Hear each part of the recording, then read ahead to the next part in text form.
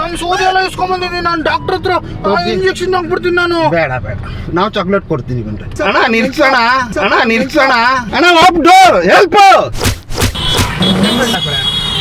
ನಾನು ಇಲ್ಲಿ ಇದು ಆ ಕಡೆ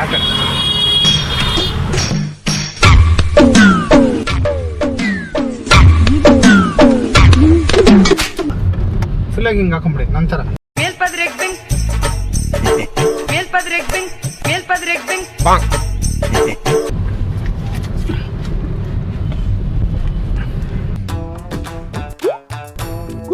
ಪದೇ ಪದೇ ಕಣ್ಣು ಮಿಟುಕಿಸಲು ಕಾರಣವೇನು ಚಿತ್ರಗುಪ್ತರೆ?